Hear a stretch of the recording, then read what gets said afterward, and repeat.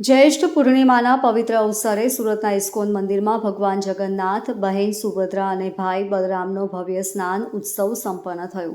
પરંપરા અનુસાર તાપી નદીના પવિત્ર જળને 108 કળશમાં લાવી કેરીનો રસ, દાડમના રસ અને પંચામૃત જેવા પવિત્ર દ્રવ્યોથી ભગવાનને અભિષેક કરવામાં આવ્યો હતો. આ ભવ્ય સ્નાન વિધિ બાદ હવે ભગવાન 15 દિવસ માટે એકાંતવાસમાં બિરાજમાન થશે, જે દરમિયાન ભક્તોને તેમના દર્શન થઈ શકશે નહીં. ભગવાનનું બીમાર થવું અને ખાસ કાળજી. લોકવાયકા અને પૌરાણિક કથા અનુસાર જ્યેષ્ઠ માસની આ કાળઝાળ ગરમીમાં ઠંડા જળથી સ્નાન કરવાને કારણે ભગવાન બીમાર પડી જાય છે. આથી આગામી 15 દિવસ ખાસ કાળજી લેવામાં આવે છે, જેમાં ભગવાનનો વિશેષ ઉપચાર કરવામાં આવે છે. આ દિવસો દરમિયાન ભગવાનની કાળજી એક દર્દીની જેમ લેવામાં આવે છે.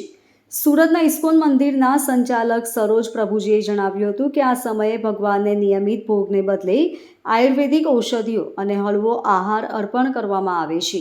તેમને ખાસ કરીને મગની દાળની પાતળી ખીચડી અને ઔષધીય ઉકાળો ધરાવવામાં આવે છે.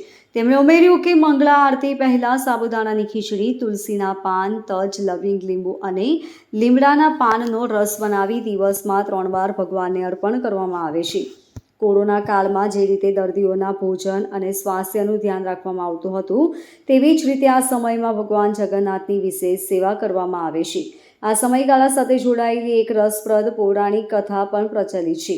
દિલીપભાઈએ જણાવ્યું કે બીમારીના સમય દરમિયાન ભગવાન વ્રજવાસીઓ સાથે એક દિવસ વિતાવવા માટે માતા લક્ષ્મી પાસે પરવાનગી માંગે છે.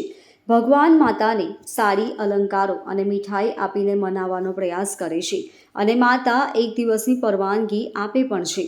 જો કે ભગવાન અષાઢી બીજના દિવસે રથયાત્રા પર નીકળ્યા બાદ એક દિવસને બદલે વધુ એક દિવસ પસાર કરી દે છે, જેના કારણે માતા લક્ષ્મી નારાજ થઈ ભગવાન સાથે ઝઘડો પણ કરે છે. તેમ છતાં ભગવાન 9 દિવસ સુધી પોતાના ભક્તો સાથે સમય વિતાવે છે.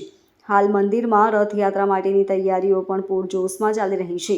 ભગવાનના સ્વાસ્થ્ય થઈ બહાર આવવાની અને ભક્તોને દર્શન આપવાની ઉત્સુકતાપૂર્વક રાહ જોવાઈ રહી છે. Bureau report, LK star news, Surat.